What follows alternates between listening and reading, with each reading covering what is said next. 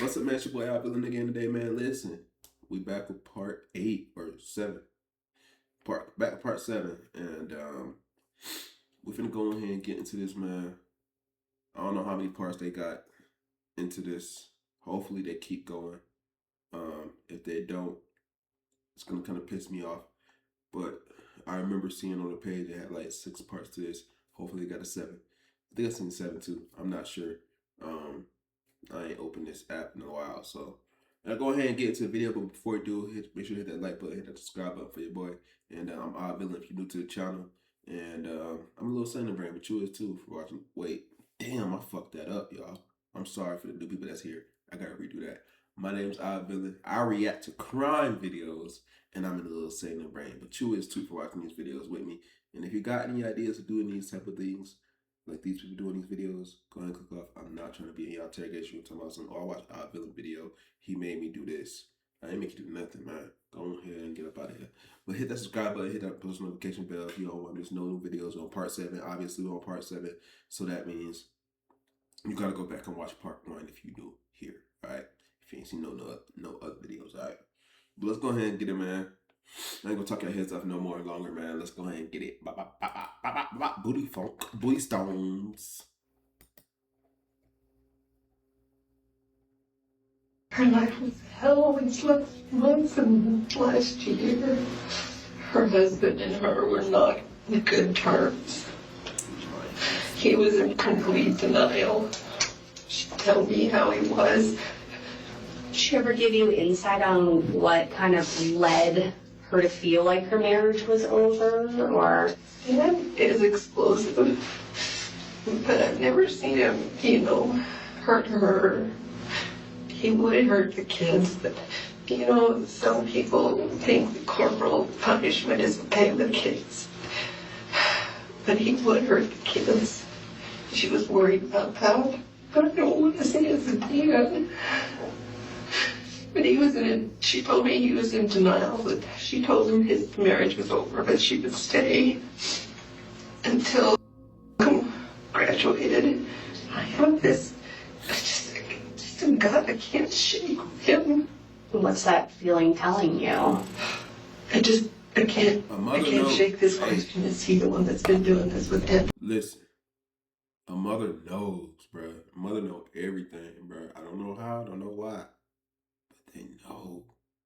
It's like when mothers hold their baby in their body, it's an attachment, an invisible attachment that never goes away. And it's there forever.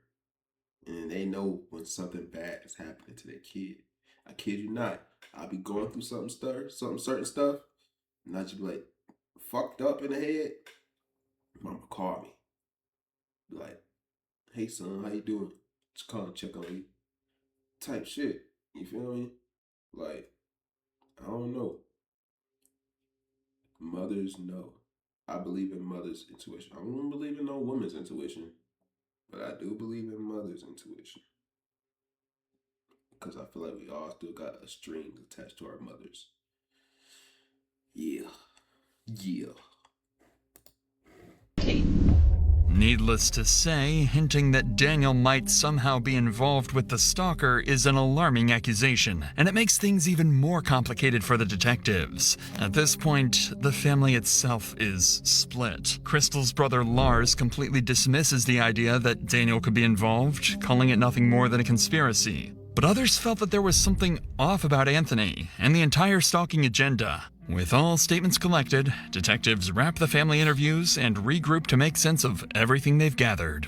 By combining everything they've learned, detectives land on a clearer picture of where the investigation now stands. The family interviews raised enough concern, and there was enough tension in the marriage that detectives decide they can't rule out Daniel yet, and he officially becomes a potential suspect. But even with Daniel now on the radar, Anthony remains as the obvious prime suspect in Crystal's homicide. His threats and weeks-long stalking campaign still place him at the center of the investigation. With that in mind, detectives know their next move. It's time to find Anthony. At around 3 p.m. that afternoon, police finally get their first real break in months. After digging through everything they have on Anthony Holland, investigators land on a possible address in Utah. Because they can't reach him themselves, Broomfield detectives coordinate with Utah County Sheriff's Office, sharing his name, photo, and the address where he's believed to be staying. Up until now, Anthony has only existed as a name in emails and threats, a distant figure who no one has actually seen. So when officers finally get a hit on his location, it becomes the first real chance to confront the man they've been hunting for months. I'm going to ask you a couple of names to see if you recognize any names. Okay. Have you ever heard of the name Crystal Krug? She may have been Grimsrod when you knew her. Yeah. And do you know a Daniel Krug? No. No? How do you know Crystal? She was an ex-girlfriend. She's an ex-girlfriend? How long's the ex? Like how long ago? 1999. Oh, so like a long while She was ago. my very first girlfriend ever. Oh, okay. Yeah. When's the last time you talked to Crystal? Has it been a minute? It's been a minute, Like since you moved from Durango? yeah. Yeah. So that would have been what, back in 2014? Yeah. Have you had any contact with anybody in that area since? Anybody, or have they contacted you at any time? No. I'm going to give you a phone number, and it's to a sergeant with the Broomfield Police Department. Okay. He would like you to reach out and talk to him. All right. They have an incident. I don't know the full details of their incident out there, and so I'll let him talk to you about that aspect. He had asked us to come out here to your house and talk with you.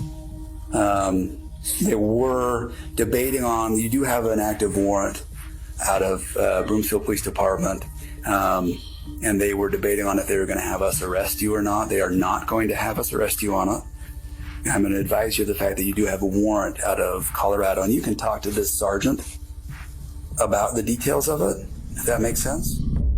As officers speak with Anthony, he appears intoxicated and confused. After being briefed on the situation, he gives his timeline, insisting he never left Utah and spent the morning with family. Boy, he just over there confused as hell, having a good old time. Christmas is probably around that time. I don't know what day it is, but damn. And they fucked up his whole day. Like, he probably like, damn, how the fuck I get a warrant in motherfucking Colorado? I ain't been here in years. Would be confused as hell. Like, who playing on my name? Family nowhere near Colorado. Once they collect Anthony's statement, Utah officers leave to begin verifying every part of his story. In the meantime, detectives back in Colorado regroup to reassess the investigation. With Anthony still denying involvement, Detective Martinez turns back to the one angle he hasn't fully explored yet: Crystal's husband, Daniel. Since he never ruled out jealousy or affairs as a possible motive, he decides to dig deeper into Daniel's past. And that's when he stumbles onto something interesting and very unsettling. While searching old reports, Martinez finds a closed but unresolved stalking complaint from years earlier. The victim who filed it is a woman named Carrie, and as it turns out, she was Daniel's ex-girlfriend. The more Martinez reviews, the more disturbing the pattern becomes. The report claims she was stalked for weeks by an obsessed man who impersonated multiple people, manipulating her through fake identities. Detectives quickly locate Carrie and bring her in for an interview. When they Hold on, bro. Them detectives, they be on it, bro. I don't know how the fuck they be getting into all that, bro. But they be on it for real. And they just be tracking so much information. I wonder how it is being a detective, though. I bet it's so much work. Hell no, I couldn't do that. But shout outs to the ones that are doing it, because that shit crazy right there, boy. For real. sit down with her, they uncover a story so disturbingly similar to Crystal's, it opens up an entirely new theory. I think it was, like I said, a couple months I broke up with him a couple months into my freshman year. He, he was pretty emotional, I would say, sort of desperation would maybe be a word I would use to describe after the breakup of, please don't do this, kind of, crying, that sort of thing, that I can recall. And then I started to get messages from his roommate, and that person's name is Tom, on AOL Instant Messenger. And I know Tom is real because they were roommates. If I called him, Tom would sometimes pick up the phone. They had a joint room and a joint phone. Tom, his role, I would say, was sort of to gain sympathy from me for Dan and continue to encourage me to communicate with Dan. There was perhaps some indication that he was, or was, because of the breakup, just really not doing well. So this, made me keep communication up with Dan. And Tom ended up being Dan, right? So all these people I'm going to tell you about end up being Dan Krug, not Tom. Yeah, even though Tom is a real person, he was not sending me these messages. Suffice it to say, what Carrie tells detectives sounds all too familiar. Everything she describes echoes the same pattern detectives have been seeing with Crystal, but the parallels don't stop there. Things I remember is a group of my friends from our dorm had met, I don't even know how, some cadets from the Air Force Academy. Sure. And so we all went to a movie, something super innocuous, and there was like a group of us. I must have told Dan about that. And I think it was 2 or 3 days later, I got a message from someone named Nick Clark. And Nick basically said, I'm a cadet at the Air Force Academy.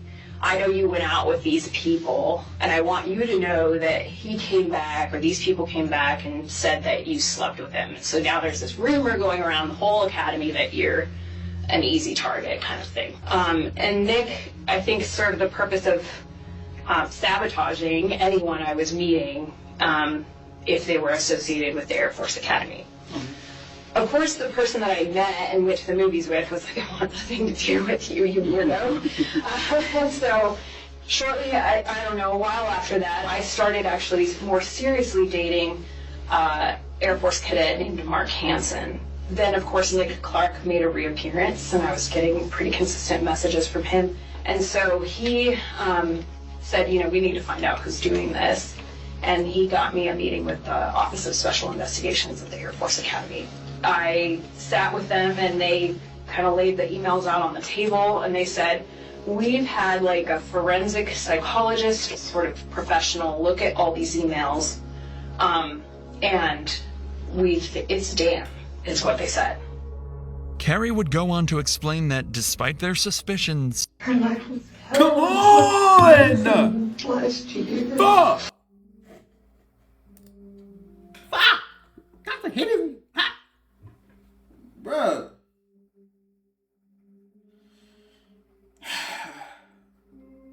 This shit get interesting, bro.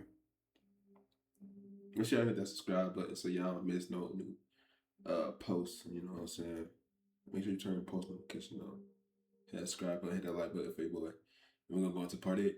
Man, I love y'all, man. Peace. OV out.